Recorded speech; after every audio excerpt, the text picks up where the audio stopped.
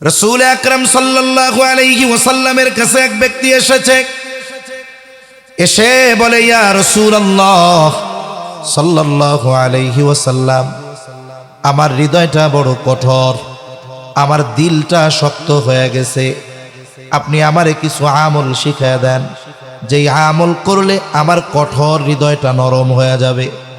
চিন্তা কইরা দেখেন, নবীর জামানার একজন মানুষ নবীকে এসে বলতেছে যে আমারে আমল শিখিয়ে দেন, যেই আমলের দ্বারা আমার দিলটা নরম হবে। আর আমাদের দিলের হালত কি? আমাদের দিলের হালত এটা তো পাথরের চাইতেও শক্ত হয়ে গেছে। আমাদের চোখে কান্না নাই, মানুষের কষ্ট দেখে আমাদের কান্না আসে না, আমাদের দিলের অবস্থা তো আরো বেশি খারাপ। এইবার নবীজি তাকে আমল শিখিয়ে দিলেন। নবীজি বলেন, ওয়ামসাহ রাসাল ইয়াতীম ওয়া আত'ইমিল মিসকিন। নবীজি বলেন, তুমি ইয়াতীমের মাথায় হাত বুলায় দাও আর মিসকিনদের খানা খাওয়াও। এই দুইটা কাজ যদি করো তাহলে তোমার কঠোর হৃদয়টাকে নরম বানায় দিবেন কে? ফাবিমা রাহমাতিম মিনাল্লাহি লিনতা লাহুম ওয়ালাউ কুনতা ফাযযান গালিযাল কলবি লানফাদ্দু মিন হাওলিক ফা'ফু আনহুম ওয়াস্তাগফির লাহুম। আল্লাহ তাআলা জানায় দেন, আপনার দিলটাকে তো আল্লাহ তাআলা দয়া কইরা নরম বানায় দিছে।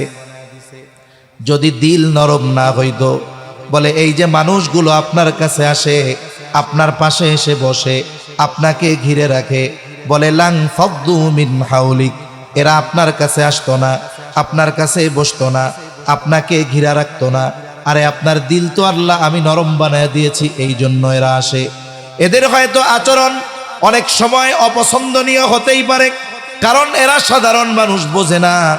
এদের যদি আচরণের দ্বারা আপনি কোনো কষ্ট পান, আল্লাহ তাআলা বলেন ফা'ফু আনহুম। এক নাম্বার, আপনি তাদেরকে মাফ করে দিবেন। দুই নাম্বার, ওয়াস্তাগফির লাহুম, আপনি শুধু মাফ করবেন তা নয়, বরং আপনি তাদের জন্য আমি আল্লাহর কাছেও ক্ষমা চাইবেন। ফাআম্মাল ইনসানু ইযা মাবতালাহু রাব্বুহু ফাআকরামাহু ওয়া না'আমাহু।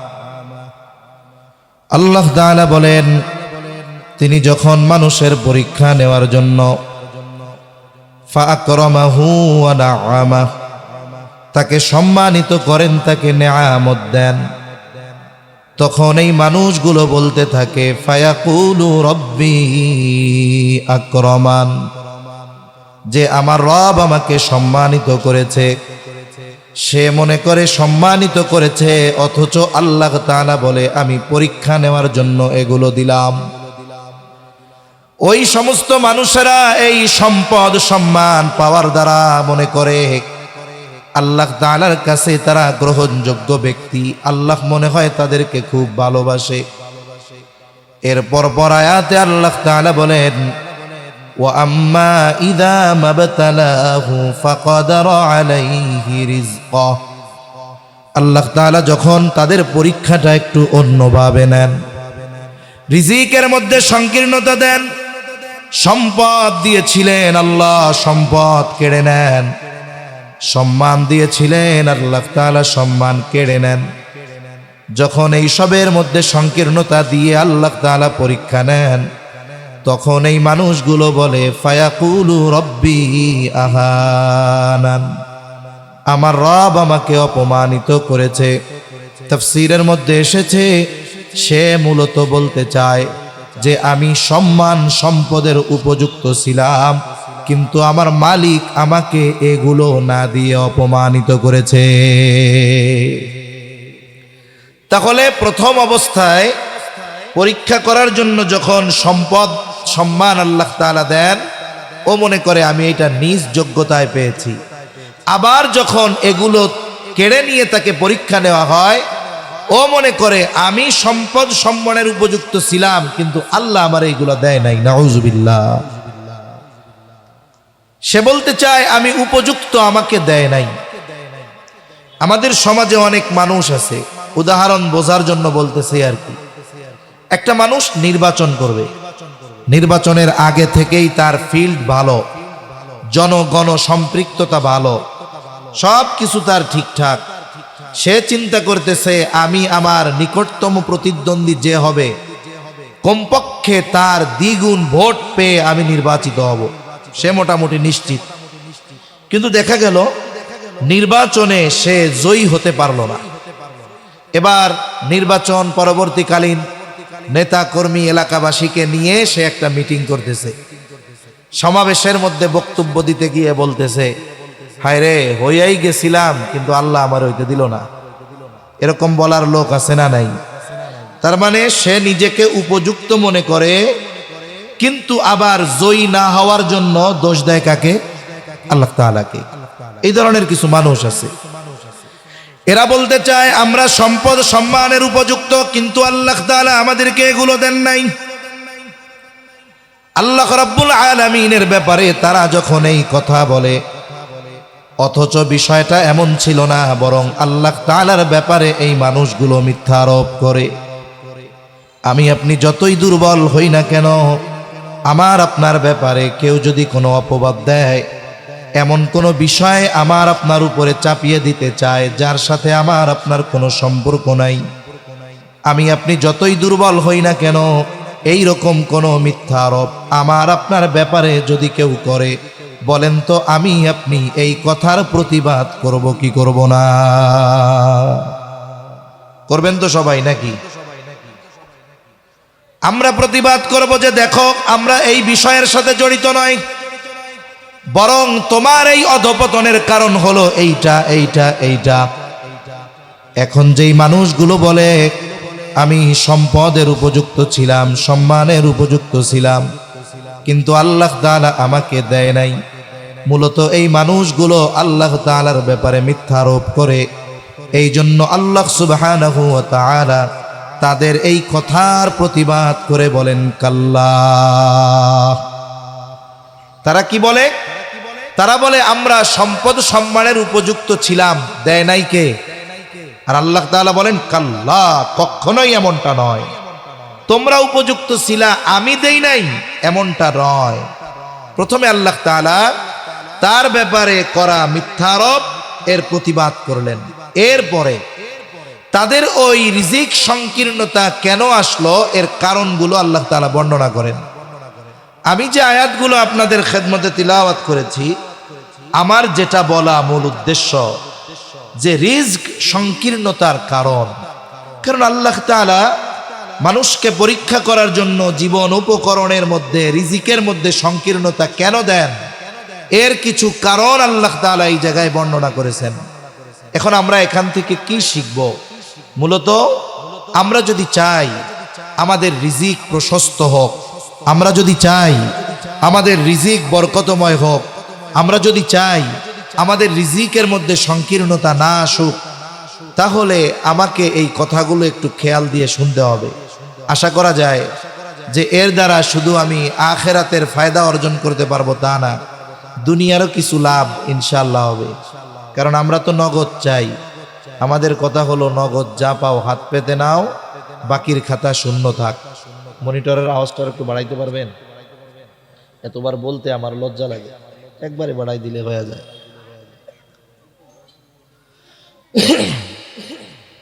তাহলে আমরা যদি আল্লাহ তাআলার এই কথাগুলো মানি, তাহলে লাভ শুধু আখিরাতের না দুনিয়ারও আছে, দুনিয়ারও লাভ আছে।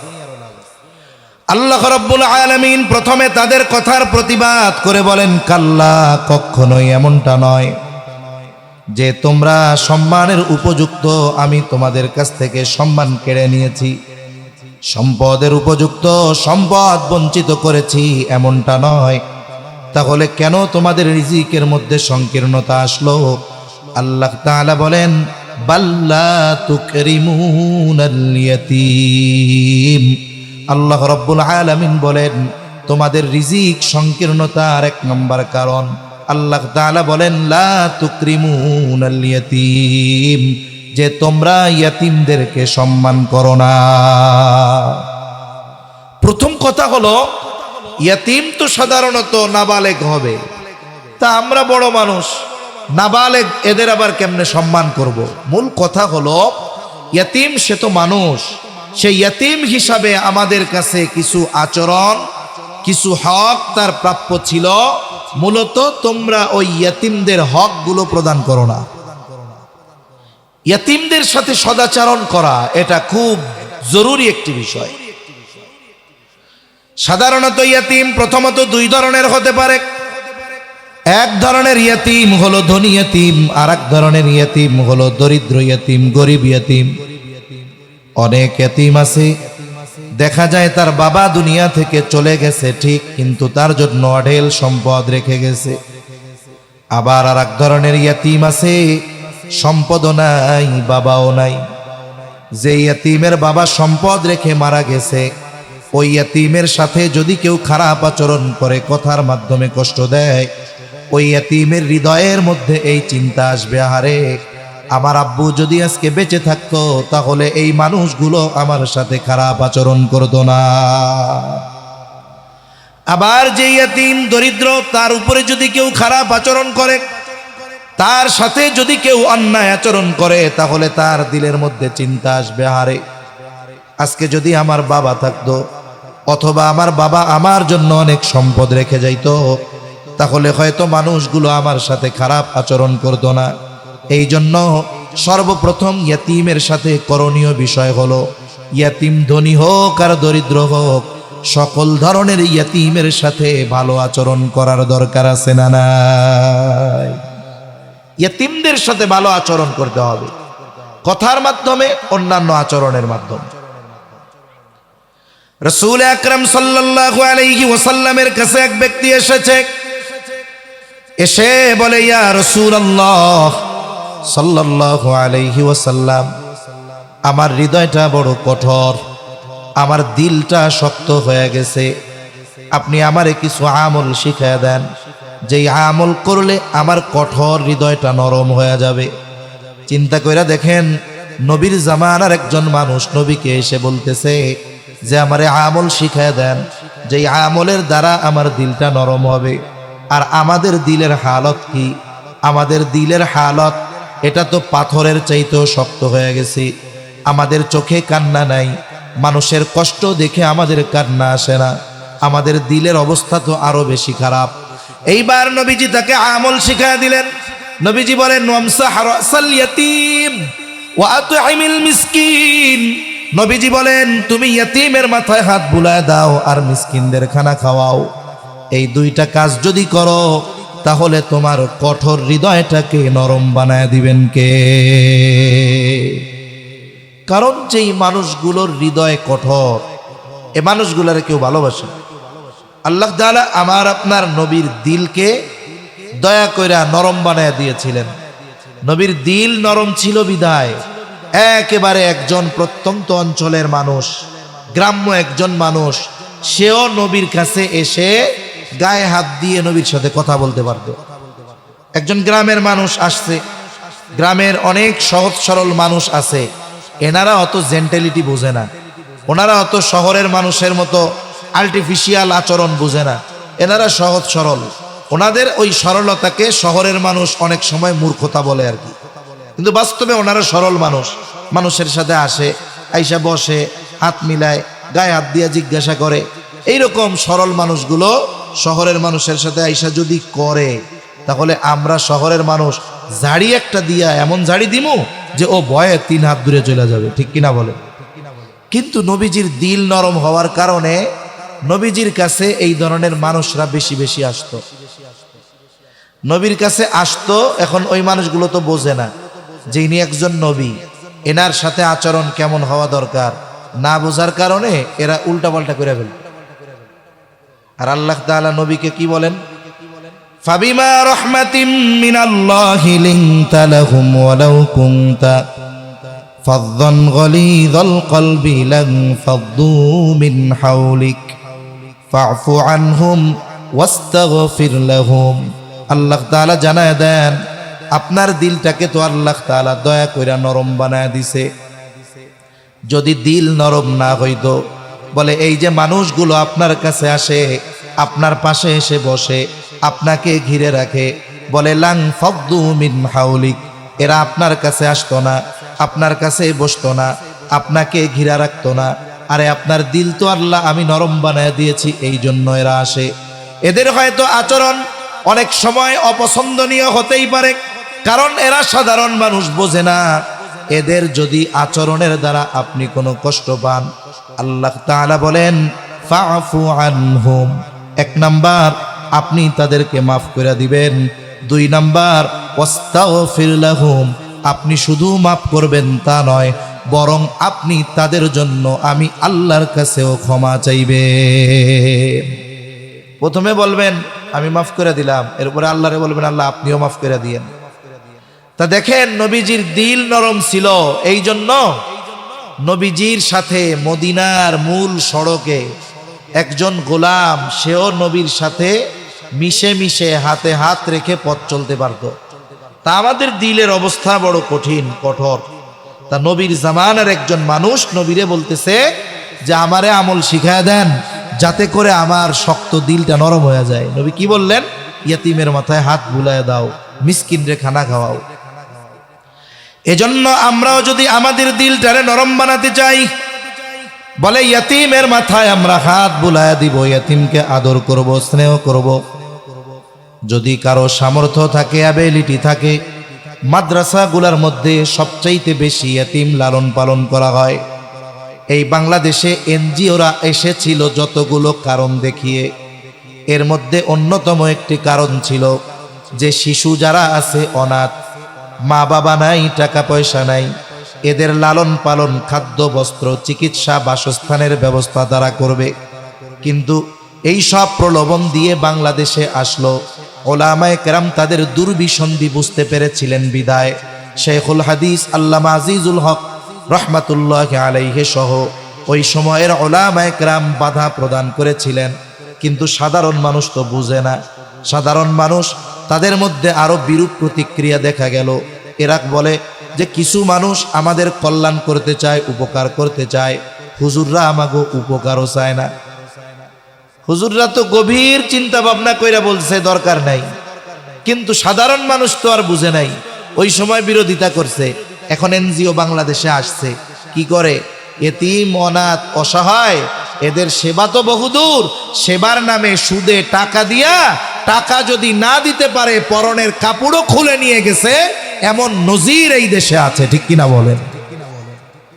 সবচাইতে বেশি ইয়তীম, অসহায়, দরিদ্র মানুষ লালন পালন হয় এদেশের কওমি মাদ্রাসাগুলোর মধ্যে। এটার জরিপ আছে, এটা আমার বানানো কথা না। সবচাইতে বেশি ইয়তীম, অসহায়, দরিদ্র, মিসকিন যারা আছে, এদের খাদ্য, বস্ত্র, চিকিৎসা, শিক্ষা, বাসস্থান, এগুলার ব্যবস্থা এই ধরনের মাদ্রাসাগুলোর মধ্যে বেশি হয়, কওমি মাদ্রাসার মধ্যে হয়। তা আপনার বাড়ির পাশে মাদ্রাসা আছে, আপনার যদি অ্যাবিলিটি থাকে, আপনি একটা ইয়তীমের অভিভাবক হয়ে যান। আইসা বলেন মুহতামিম সাহেবের কাছে যে হুজুর, আল্লাহ তাআলা তো দিছে, টাকা পয়সা কম দেয় নাই। এক সময় এই পতিত জমি ছিল 5,000 টাকা করে, কেউ শতক কিনতো না। এখন যে পরিস্থিতি, এখনই দাম 5 লাখ, আর 5 বছর গেলে কত হইব তার ঠিক নাই। এক সময় তো 10 লাখ না, এখন ওরে বাবা কম কইয়া ফেলছি কাম সারা। মনে করেন এখনই 10 লাখ, আর যদি কোনো মতে হেমায়েতপুর দিয়া একটা রাস্তা কোনো মতে আব্দুল্লাহপুর ঢুকে 30 লাখেও পাওয়া যাইব না। আমার যত জমিন ছিল এক সময় এর দামই 5 লাখ ছিল না, এখন প্রতি শতকের দাম 10 লাখ। হুজুর আল্লাহ তো দিছে, তা একটা কাম করেন, একটা ইয়াতিম আমারে দেন, এটারে আমি লালন পালন করি, এর খরচ আমি সব দিয়া দেই। ইয়াতিমের অভিভাবক হয়ে যাই। খারাপক হয়, বলেন তো তার লাভ আছে না নাই? হাদিসের মধ্যে আসছে, নবীজি বলেন যেই ঘরে একজন ইয়াতিম আছে, ইয়াতিম, ওই ইয়াতিমের সাথে সদাচরণ করা হয়, ভালো ব্যবহার করা হয়, নবীজি বলেন ওই ঘরটা হলো উত্তম ঘর। আবার নবীজি বলেন ওই ঘর কতই না নিকৃষ্ট ঘর, যেই ঘরে একজন ইয়াতিম আছে আর ইয়াতিমের সাথে খারাপ আচরণ করা হয়। এই জন্য বুজুর্গানে দিন বলেন, যেই ঘরে ইয়াতিম আছে আর ওই ইয়াতিমের সাথে যদি ভালো আচরণ করা হয়, তাহলে ওই ঘর আল্লাহ তাআলা রহমত বরকত দিয়া ভরপুর করে দেয়। আবার যেই ঘরের মধ্যে ইয়াতিম আছে, ইয়াতিম বলে তার সাথে খারাপ আচরণ করা হয়, অসৎ আচরণ করা হয়, ওই ঘর থেকে আল্লাহ তাআলা রহমত বরকত উঠায় নিয়ে যায়। আরে আপনি মনে করতেছেন আমি ডাউল দিয়া খাই, আলু ভর্তা দিয়া খাই, অনেক ভালো আইটেমের তরকারি দিয়া খাই না, একটা ইয়াতিমকে নিয়ে আমি কি খাওয়াবো? মনে রাখবেন, কসম করলে আমার ভুল হবে না, একটা ইয়াতিম সে ভালো খাবারের মুখাপেক্ষী যতটা না হয়, তার চাইতে ভালো আচরণ সে বেশি কামনা করে। দেখেন নবীজি সাল্লাল্লাহু আলাইহি ওয়াসাল্লাম যখন আব্দুল মুত্তালিব জীবনের অন্তিম সময়, একেবারে জীবনের শেষ সময়, এখন আব্দুল মুত্তালিব কি করলেন? তার সন্তানদের মধ্য থেকে আবু তালেবকে আমার আপনার নবীর অভিভাবক বানায় দিলেন। কিন্তু ইতিহাস ঘাটলে দেখা যায় ওই সময় আব্দুল মুত্তালিবের যত সন্তান বেঁচে ছিল তাদের মধ্যে সবচাইতে গরিব ছিল আবু তালেব। সবচেয়ে গরিব কে ছিল? আবু তালেব। অন্যান্য সন্তানরা ধনী বেশি ছিল। অন্যান্য সন্তানরা যে নবীকে ভালোবাসতো না তা নয়, সবাই নবীজিকে সবচেয়ে বেশি ভালোবাসতো, কিন্তু সবার মধ্যে আবু তালেব বেশি ভালোবাসতো। এখন আব্দুল মুত্তালিব যদি চাইতেন অন্যান্য যেই সন্তানেরা আছে যারা ধনী তাদেরকে বলতে পারতেন যে তোমরা মুহাম্মাদের অভিভাবক হও, কিন্তু আবু তালেবের ব্যাপারে কেন তিনি এই সিদ্ধান্ত নিলেন? কারণ আব্দুল মুত্তালিব এখানে সম্পদের চাইতে ভালোবাসাকে প্রাধান্য বেশি দিয়েছেন। আব্দুল মুত্তালিব চিন্তা করেছেন আমার সব সন্তানেরা আমার মুহাম্মাদকে ভালোবাসে, তবে বেশি ভালোবাসে আবু তালেব, অন্যান্যদের সম্পদ বেশি আছে, আবু তালেবের নবীর প্রতি ভালোবাসা বেশি আছে। সম্পদের দিকে নজর না দিয়ে আবু তালেবের মুহাব্বতের দিকে নজর দিয়ে আব্দুল মুত্তালিব আমার আপনার নবীকে আবু তালেবের হাতে তুলে দিচ্ছেন যে তুমি এর এখন থেকে এর অভিভাবক। এজন্য একটা ইয়াতিম যখন কারো কাছে থাকে সে ভালো খাওয়ার চাইতে ভালো ব্যবহারে আশাবাদী বেশি হয়, ঠিক কিনা বলেন? এখন আপনি যদি একজন ইয়াতিমের অভিভাবক হন, লাভটা কোথায়? বলে নবীজি সাল্লাল্লাহু আলাইহি ওয়াসাল্লাম বলেন আনা ওয়া কাফিলুল ইয়াতিম কাহাতাইনি ফিল জান্নাহ। নবীজি বলেন আমি আর ইয়াতিমের অভিভাবক জান্নাতের মধ্যে পাশাপাশি অবস্থান করব। এই কথা বলে নবীজি এই দুইটা আঙ্গুল ইশারা দিয়ে দেখায়া দিলেন, তার মানে এই দুইটা আঙ্গুল যেমন পাশাপাশি অবস্থানরত, নবীজি বলেন আমি আর ইয়াতিমের অভিভাবক অনুরূপভাবে জান্নাতে পাশাপাশি অবস্থান করব। যাদের সুযোগ আছে এই সুযোগ মিস করা ঠিক হবে না। হযরত আনাস রাদিয়াল্লাহু তাআলা আনহু থেকে বর্ণিত হাদিস, রাসূল আকরাম সাল্লাল্লাহু আলাইহি ওয়াসাল্লামের কাছে একজন গ্রাম্য সাহাবী আসছে। গ্রামের মানুষ তো বুঝে না, নবীজি আরেকজনের সাথে কথা বলতেছে। নিয়ম হলো আপনি যখন অন্য কারো সাথে কথা বলবেন, ওই কথা চলাকালীন সময়ে আমি গিয়ে আপনার কাছে কিছু জিজ্ঞাসা করা এটা উচিত নয়, এটা ঠিক নয়। উচিত কি? আপনাদের দুইজনের কথা শেষ, এরপরে গিয়ে আমার কথা বলা।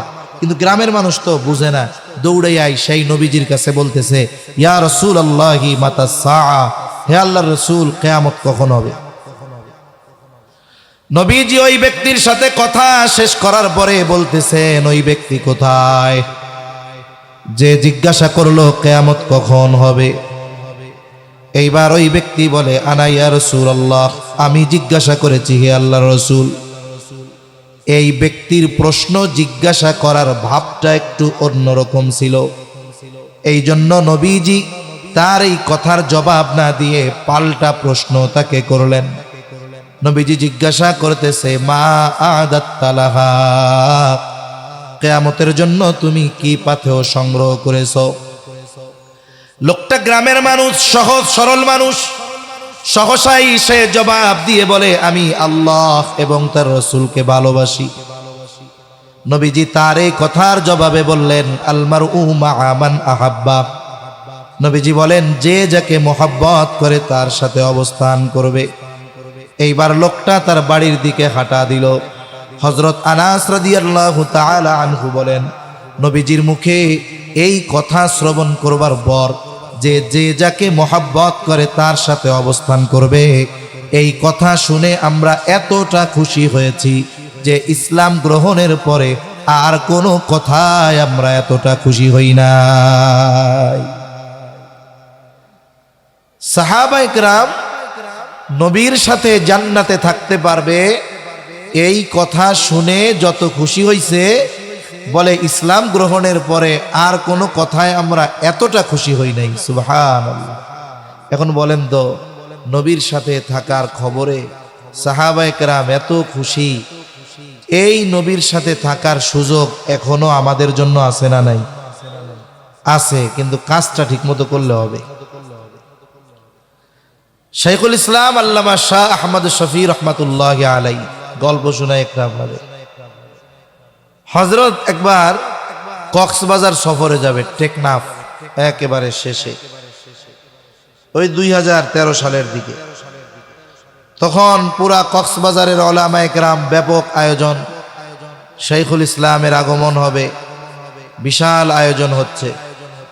এখন বড় একজন ব্যবসায়ী, আবার টেকনাফের মানুষ হইলেই যে খালি ইয়াবা ব্যবসায়ী হয় তা না, সবাই ইয়াবা বদির মতো ইয়াবা বেচে টাকা পয়সার মালিক হয় তা না। টেকনাফের অনেক বড় বড় ব্যবসায়ী আছে, মাছ ব্যবসায়ী। আল্লাহর কি নিয়ামত, বলে সমুদ্রের মধ্যে এক ধরনের মাছ আছে, এর এক একটা মাছ যদি পায়, এক একটা মাছ সাইজ ভেদে 3-4 লাখ টাকা বিক্রি হয়। বলে কি মাছ এত টাকা দাম? বলে এক ধরনের মাছ আছে, ওই মাছগুলোর পেটে সুতার মতো এক ধরনের জিনিস থাকে, এটা দিয়ে অপারেশন করে, যে সেলাই করে যেই সুই, সুইয়ের সাথে যেই সুতা, এই সুতা ওই মাছের পেটের থেকে আসে। এটা খুব ব্যয়বহুল এবং দামি, ওই মাছের পেটে ওইটা পাওয়া যায়। দেখা যায় কারো নসিব যদি ভালো হয়, তাহলে 10-12টা পায়ে গেলে তারে আর পায় কে? সে তো এমনিই প্রায় কোটিপতির কাছাকাছি হয়ে যায়। তা এরকম অনেক বড় বড় মাছ ব্যবসায়ী আছে, অনেক বড় বড় ব্যবসায়ী। তা এর মধ্যে একজন লোক এই ব্যাপক বড় আয়োজন দেখে আয়োজকদের জিজ্ঞাসা করতেছে, কি হবে এই জায়গায়? বলে এইখানে শাইখুল ইসলাম আল্লামা শাহ আহমদ শফি সাহেব হুজুর আসবে, সমস্ত উলামায়ে কেরাম আসবে, কক্সবাজার জেলার বাংলাদেশের অনেক প্রসিদ্ধ আলেমরা আসবে। তা এখন ওই লোকটা আয়োজকদের বলতেছে যে আপনাদের এই আয়োজনে খরচ কত হবে? বলে কত আর খরচ হবে, এখানে লাইটিং, মাইকিং, প্যান্ডেলিং সব দিয়ে, মেহমানদের আপ্যায়ন দিয়ে 15 লাখের আশেপাশে খরচ হইতে পারে। লোকটা প্রস্তাব দিয়েছে যে শোনেন, যত খরচ হোক সব আমি দিয়া দিব, কিন্তু শর্ত কি? শর্ত হলো শাইখুল ইসলামের সাথে আমাকে একটু বসার সুযোগ করে দিতে হবে, ওনার সাথে একটু খাওয়ার ব্যবস্থা করে দিতে হবে, ওনার হাতটা একটু ধরার ব্যবস্থা করে দিতে হবে। ওনারা চিন্তা করছে, এটা কোনো ব্যাপার হইল? এটা কি কোনো ব্যাপার? ওনারা বলছে ঠিক আছে, অসুবিধা নেই। এখন দেখেন, একটা মানুষ এই পৃথিবীর একজন বুজুর্গ আলেমে দ্বীনের সোহবত পাওয়ার জন্য, তার সাথে একটু পাশে বসার জন্য, তার সাথে এক দস্তরখানে খাওয়ার জন্য, তার সাথে একটু মুসাফা করার জন্য 15 লাখ 20 লাখ যা লাগে লাগুক খরচ করতে রাজি। তাহলে যেই কর্ম করলে নবীর সাথে জান্নাতে যাওয়ার থাকার সুযোগ আছে, সেই কর্ম করার সুযোগ থাকার পরেও যারা করে না, আসলে এরা বড় দুর্ভাগ্যবান ব্যক্তি। ঠিক কিনা বলেন? এজন্য উচিত সুযোগ থাকলে ঘরে ইয়াতিম রাখা, আল্লাহ তাআলা রহমত বরকত দিয়ে ভরপুর করে দিবে। আবার দেখেন, আপনার একজন ইয়াতিমের সব খরচ চালানোর মতো অ্যাবিলিটি নাই, সামর্থ্য নাই। যেমন মসজিদ বানানোর ফজিলতের হাদিস নবীজি বলেন, মান বানা লিল্লাহি মাসজিদা বানাল্লাহু লাহু বাইতান ফিল জান্নাহ। যে আল্লাহর জন্য মসজিদ বানাইলো, আল্লাহ তাআলা তার জন্য জান্নাতে ঘর বানাবে। এই ফজিলতের কথা চিন্তা করে যদি আমরা সবাই এক একটা মসজিদ বানানো শুরু করি, তাইলে তো ইমামও খুঁজা পাওয়া যাইব না, জামাতও করা যাইব না, মুসল্লিও পাওয়া যাবে না। তার মানে কি? বুজুর্গানে দিন বলেন, মসজিদ বানানোর কাজে যে অংশগ্রহণ করবে, 10 টাকা দিয়া হোক, 10,000 টাকা দিয়া হোক, 10টা ইট দিয়া হোক, 1000 ইট দিয়া হোক, বলে যেই আল্লাহর জন্য মসজিদ বানানোর কাজে অংশগ্রহণ করবে, তার জন্যই আল্লাহ তাআলা জান্নাতে ঘর বানাবে। এখন ইয়াতিমের অভিভাবক হইলে ফজিলত, এখন এই ফজিলত অর্জন করার মতো অ্যাবিলিটি আপনার নাই, এখন চুরি কইরা টাকা আইনা ইয়াতিমরে রাইখা ওই ফজিলত অর্জন করা যাবে না। এখন আপনার সামর্থ্য কি আছে? আপনি মুহতামিম সাহেবের কাছে এসে বলেন, হুজুর ইয়াতিমরে লালন পালন করলে, অভিভাবক হইলে এত ফজিলত, কিন্তু একজনের খরচ চালানোর মতো টাকা তো আমার নাই। তাহলে এক কাম করেন, একটা ইয়াতিম এর 1 বছরে যত জামা লাগে, লুঙ্গি লাগে, এটা আমি দিয়া দিব, অথবা তার সাবান পানি তেল যা লাগে এগুলো আমি দিয়া দিব।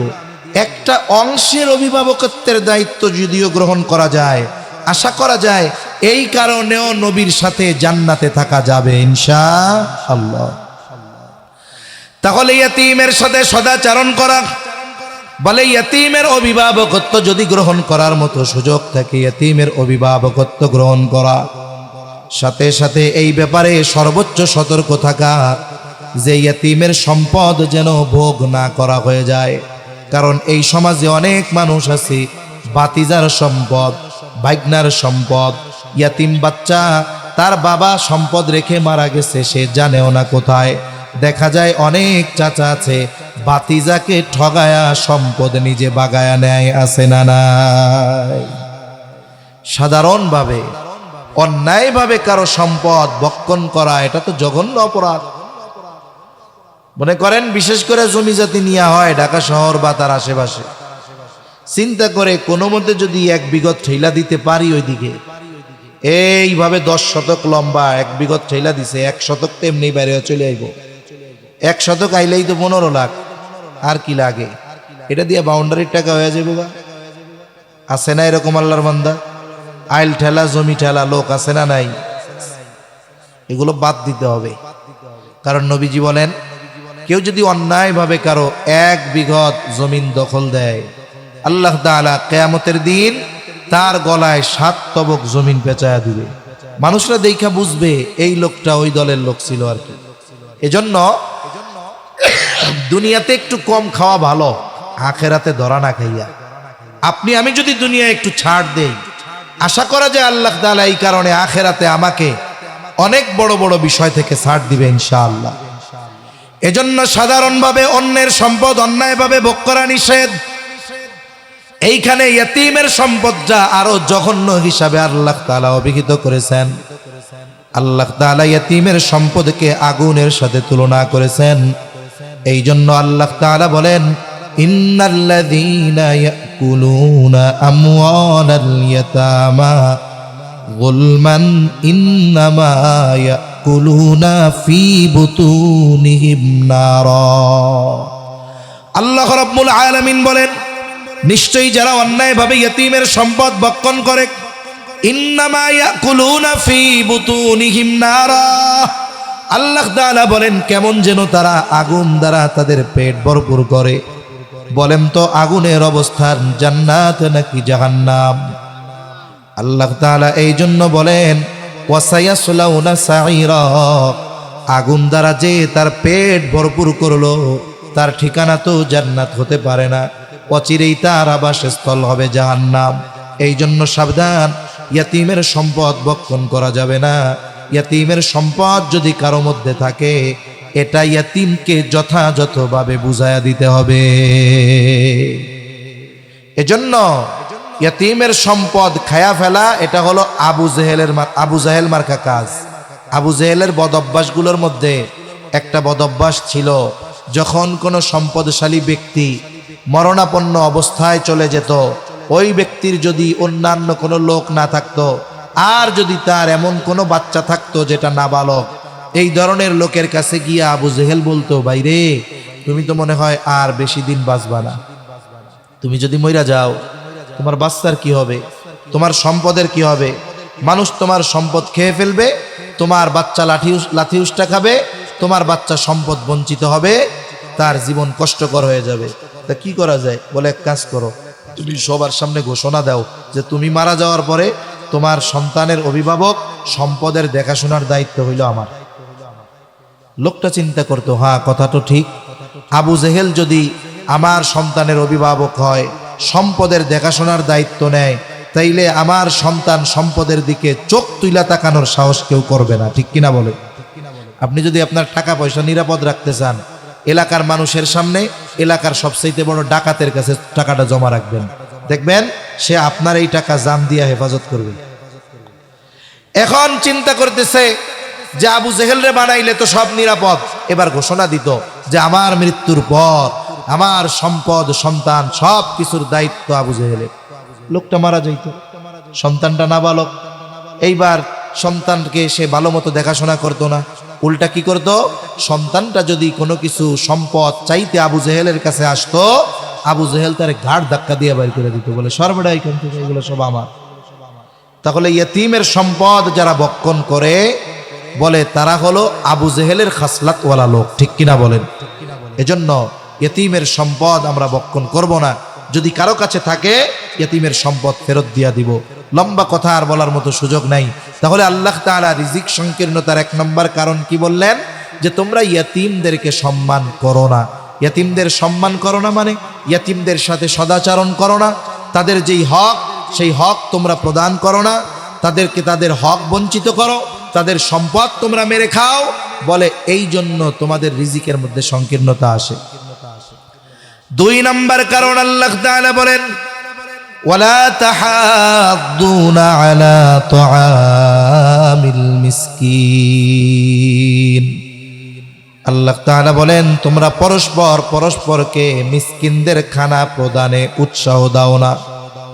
এইখানে আল্লাহ তাআলা দ্বিতীয় বিষয়কে উল্লেখ করেছেন। তার মানে মূল কথাটা হলো তোমরা নিজেরা মিসকিনদের খানা তো দাওই না, বরং একে অপরকে খানা প্রদানে উৎসাহ দাও না। দ্বিতীয় বিষয় উল্লেখ করার দ্বারা প্রথম বিষয় এর মধ্যে এমনিতেই পাওয়া যায়। এখন বলেন, যেই লোক আরেকজনকে মিসকিনদের খানা প্রদানে উৎসাহ দেয় না, তার মানে বোঝা যায় ও নিজেও মিসকিনদের খাওয়ায় না। এজন্য আল্লাহ তাআলা বলেন তোমরা পরস্পরকে মিসকিনদের খানা প্রদানে উৎসাহ দাও না। এই যে মিসকিন, অসহায়, নিঃস্ব যারা আছে এদের খানা খাওয়ানো অনেক ফজিলত। আরে হাদিসের মধ্যে এসেছে যে সাধারণভাবে যদি কাউকে খানা খাওয়ানো হয় এটাও সওয়াবের কাজ। নবীজির কাছে এক ব্যক্তি এসেছেন, এসে জিজ্ঞেস করে আইয়ুল ইসলামি খাইর, ইসলামের মধ্যে সর্বোত্তম আমল কোনটা? নবীজি ছিলেন উম্মতের রুহানি ডাক্তার। একই প্রশ্নের জবাব ব্যক্তির ভিন্নতায় জবাবের ভিন্নতা থাকতো। নবীজি এই ব্যক্তির এই প্রশ্নের জবাবে বললেন তুতঈমুত তাআম ওয়া তাকরাউস সালাম আলা মান আরাফতা ওয়া মান লাম তারিফ। নবীজি বলেন তুমি মানুষকে খানা খাওয়াও আর পরিচিত অপরিচিত সবাইকে বেশি বেশি সালাম দাও। নবীজি খানা খাওয়ানোর কথা বলতে গিয়ে এখানে কোনো স্তর বিন্যাস করেন নাই। নবীজি বলেন নাই মিসকিনকে খাওয়াও, দরিদ্রকে খাওয়াও। এর দ্বারা বোঝা যায় যদি কোনো গরিব মানুষ আল্লাহ তাআলার সন্তুষ্টির জন্য কোনো কোটিপতিকেও খানা খাওয়ায়, বলেন তো এই খানা খাওয়ানোর কারণে সওয়াব আছে না নাই?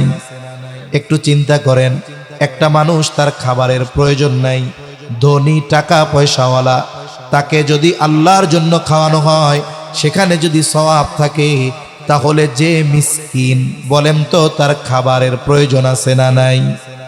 এখন যদি মিসকিনকে খানা খাওয়ানো হয় বলে কমপক্ষে দ্বিগুণ সওয়াব হবে। 1 নাম্বার খানা খাওয়ানোর সওয়াব, 2 নাম্বার এই খানা তার প্রয়োজন ছিল, তার প্রয়োজন মেটানোর সওয়াবও পাওয়া যাবে। আবার হাদিসের মধ্যে আসছে নবীজি বলেন যদি এক মুমিন অপর মুমিনের কোনো প্রয়োজন মিটায় দেয়, নবীজি সাল্লাল্লাহু আলাইহি ওয়াসাল্লাম বলেন আল্লাহ তাআলা দুনিয়া আখিরাতে তার প্রয়োজন মিটায় দেয়। সুবহানাল্লাহ। আবার খানা খাওয়ানো এটা আলাদা ফজিলতের কাজ। তাহলে মিসকিনকে খানা খাওয়াইলে কমপক্ষে দ্বিগুণ সওয়াব। বলে 1 নাম্বার খানা খাওয়ানোর সওয়াব, 2 নাম্বার বলে তার প্রয়োজন মেটানোর সওয়াব। আবার এই মিসকিন যদি কারো প্রতিবেশী হয়, প্রতিবেশী, তাহলে এই জায়গায় সওয়াবটা আরো বেশি, দায়িত্বটাও বেশি। কারণ নবীজি সাল্লাল্লাহু আলাইহি ওয়াসাল্লাম বলেন ওই ব্যক্তি মুমিন নয় কে? বলে যে নিজে পেট পুরে খায় আর তার পাশে তার প্রতিবেশী অভুক্ত থাকে। এজন্য ওই মিসকিন যদি প্রতিবেশী হয় তাহলে এখানে খানা খাওয়ানো ঈমান সম্পৃক্ত বিষয়। এজন্য নবীজি সাল্লাল্লাহু আলাইহি ওয়াসাল্লাম প্রতিবেশীর খোঁজ খবর রাখতে বলতেন। নবীজি বলেন, আরে তোমরা তরকারির মধ্যে একটু পানি বাড়ায় দাও, ঝোল বাড়ায় দাও। কেন? বলে যাতে তোমরা তোমাদের প্রতিবেশীর খোঁজ খবর নিতে পারো। প্রতিবেশীর হকের ব্যাপারে আমাদের সতর্ক থাকা দরকার। কারণ নবীজি সাল্লাল্লাহু আলাইহি ওয়াসাল্লাম বলেন, আওসিনি জিবরিলু বিল জার হাত্তা যানানতু আন্নাহু সাইওয়ারিসাহু। বলে জিবরাইল আলাইহিস সালাম আমাকে প্রতিবেশীর ব্যাপারে এত গুরুত্ব দিচ্ছিল, আমি একটা সময় মনে করেছিলাম হয়তো প্রতিবেশীকে ওয়ারিশ বানায় দেওয়া হবে। তার মানে মারা যাওয়ার পর যেমন সন্তান সম্পদের মালিক হয়, বলে ওই রকম সম্পদের একটা অংশের মালিক হয়তো প্রতিবেশীকে বানায় দেওয়া হতে পারে। এই জন্য প্রতিবেশীর ব্যাপারে খেয়াল রাখা দরকার। শুধু তাই না, প্রতিবেশী যদি অমুসলিম হয় তার দিকেও বেশি খেয়াল রাখা দরকার। কারণ এক হাদিসের মধ্যে আসছে, আয়েশা সিদ্দিকা রাদিয়াল্লাহু তাআলা আনহা নবীজিকে জিজ্ঞাসা করেন, ইয়া রাসূলুল্লাহ, আমার দুইজন প্রতিবেশী, একজন মুসলিম অপরজন ইহুদি। ইয়া রাসূলুল্লাহ, এই দুইজন প্রতিবেশীর ব্যাপারে কার ব্যাপারে আমার উপরে বেশি হক, কার ব্যাপারে আমার বেশি দায়িত্ব? নবীজি সাল্লাল্লাহু আলাইহি ওয়াসাল্লাম প্রতিবেশীর এই হকের কথা বলতে গিয়ে তিনি বলেন নাই যে মুসলিম সে তোমার কাছে বেশি হক প্রাপ্য, বরং নবীজি বললেন যার দরজা তোমার দরজার বেশি কাছে, প্রতিবেশী হিসাবে সে তোমার কাছে বেশি হক পাবে। তাহলে দেখেন, প্রতিবেশী যদি অমুসলিম হয়, ইসলাম এই নিকটে বেশি হওয়ার কারণে প্রতিবেশী হিসাবে তাকে প্রায়োরিটি দিয়েছে, অগ্রাধিকার দিয়েছে। এখন একজন মুসলিম যদি আমার প্রতিবেশী হয় আর সে যদি অভুক্ত থাকে আর আমি যদি পেট ভরে খাই, নবীজি বলেন প্রকৃত মুমিন হতে পারো নাই। এজন্য প্রতিবেশী যদি মিসকিন হয়, অসহায় হয়, আমরা তার দিকে খেয়াল রাখবো। এই শীতের সময় খেয়াল রাখবো যে আমার বাড়ি ল্যাপ আছে, আমার বাড়ি এসি আছে, গরমে ঠান্ডা, আবার ঠান্ডার সময় গরম, রুম হিটার আছে, কিন্তু আমার প্রতিবেশীর গায়ে দেওয়ার কম্বল আছে কিনা, আমার প্রতিবেশীর গায়ে দেওয়ার শীতের বস্ত্র আছে কিনা, এই বিষয়গুলো আমাদের খেয়াল রাখা দরকার আছে না নাই? তাহলে দেখেন, খানা খাওয়ানো এটা ফজিলতের কাজ। মিসকিনদের খানা খাওয়াইলে আরো বেশি ফজিলত। এখন আপনার আমার কাছে টাকা নাই, একজন খানা খাইতে চাচ্ছে, আমার কাছে নাই, আমি আমার বন্ধুকে বললাম যে ভাই তুমি তাকে 10টা টাকা দিয়ে দাও, অথবা একটা পাউরুটি আর একটা কলা কিনে দাও। এখন সে কিনে দিল, সে খাইলো। এখন আমি তো টাকা নাই আমার কাছে, বলে আমি তাকে সুপারিশ করলাম, উদ্বুদ্ধ করলাম, উৎসাহিত করলাম, এই কারণে ও টাকা ব্যয় করে যেই সওয়াব পাইল, আমি তাকে উৎসাহ দিয়ে সমপরিমাণ সওয়াব পেয়ে গেলাম। সুবহানাল্লাহ। এজন্য মিসকিনদের খানা খাওয়ানো ফজিলতের কাজ। নিজে যদি না খাওয়াতে পারি, ওই সময় যদি আমার কাছে পয়সা না থাকে, আমার পরিচিত যদি কেউ থাকে, আমি তাকে উৎসাহ দিব যে ভাই তুমি একটু খাওয়াই দাও না। খানা খাওয়ানো তো ফজিলতের কাজ, স্বাভাবিকভাবে খানা খাওয়ানো ফজিলতের কাজ। আপনার আত্মীয় স্বজন বাড়িতে অনুষ্ঠান করেন না আপনারা? অনেক সময় অলিমা করেন। এই যে অলিমায় আত্মীয় স্বজন, বিবাহর অনুষ্ঠানে আত্মীয় স্বজনদের দাওয়াত দিয়ে খাওয়ানো হয়। আল্লাহর জন্য খাওয়াইলে ফজিলত আছে না নাই? আছে। কিন্তু খাওয়াইয়া যদি টেবিল পাইতে বসে থাকেন, ফজিলত আছে কে নাই? টাকা পয়সা আছে না? কি কয়? এটা তো বড় এক বিজনেস। এটা তো এখন সভ্য সমাজে দাওয়াত না, এটা হলো দাওয়াতির নামে ডাকাতি, ঠিক কিনা কোন? এজন্য এই ধরনের দাওয়াত কাউরে দেওয়ার দরকার নাই। আপনি যদি আসলেই আত্মীয়তার জন্য, আল্লাহর জন্য খাওয়াতে চান, সাহাবা ইকরামের ওই গুণ অর্জন করতে হবে। তাদের গুণ কি? তারা খাওয়াইতো কার জন্য? জোরে বলেন না, কার জন্য? ইন্নামা নুতঈমুকুম লিওয়াজহিল্লাহি লা নুরিদু মিনকুম জাযাআও ওয়ালা শুকুরা। তারা বলে ইন্নামা নুতঈমুকুম লিওয়াজহিল্লাহ, আমরা তোমাদেরকে আল্লাহর জন্য খানা খাওয়াইছি যেহেতু আল্লাহ তাআলার জন্য। লা নুরিদু মিনকুম জাযাআ, আমরা তোমাদের কাছে কোনো বিনিময় চাই না, প্রতিদান চাই না। ওয়ালা শুকুরা, আরে খানা খাওয়ানোর কারণে আমাকে ধন্যবাদ দেওয়ারও দরকার নাই, কৃতজ্ঞতা প্রকাশ করারও দরকার নাই, বরং খানা খাওয়াইছি আল্লাহ তাআলার জন্য, এই খানা খাওয়ানোর প্রতিদান যিনি দিবেন তিনি কে? এজন্য দাওয়াত যখন দিব, যদি হিম্মত থাকে বইলা দিব, কার্ডে লেখা দিব, নো গিফট গ্রান্টেড, কোন উপহার সামগ্রী আনবেন না, টেবিল পাতবো না, আল্লাহর জন্য খাওয়াবো, তাহলে হয়তো কিছু ফজিলত পাওয়া যাইতে পারে। আর নইলে টাকা হবে, বাস্তবিক সওয়াব হবে না। অনেকে কয় হুজুর টাকা হইলে বহুত কিছু কামান যাইব, ব্যবসা করে কামাইলাম, কিছু মাদ্রাসায় দিয়া দিলাম, ব্যবসাও হইল সওয়াবও হইল। কি বলেন? এ কাজ করা যাবে না। খাওয়াবো কার জন্য? আল্লাহ তাআলার জন্য। আবার অনেকের বদঅভ্যাস আছে। বদঅভ্যাস কি? বলে খানা খাওয়াইয়া খোটা দেয়। মনে করেন প্রতিবেশী দরিদ্র মানুষ, এখন একদিন সুন্দর মতো এমনি দাওয়াত দিয়া পেট ভইরা খাওয়াইছে, 3 দিন পরে ওরে একটা কাজের জন্য ডাকছে যে আমার এই কামটা কইরা দে। এখন ও বলে না আমি করতে পারবো না, আমি ব্যস্ত আছি। এখন কি কয়? 3 দিন আগে খাওয়াইলাম বেডা, এখনো ডেকুর উঠলে আমার তরকারির গন্ধ বের হইব, আর এই কামটা করতে করলাম, কইলাম কইরা দিলি না। বুঝলা গেছস? এই যে খাওয়াইয়া খোটা দেওয়া, এটার অভ্যাসটা কেমন? বলে কুকুরের একটা বদ অভ্যাস আছে।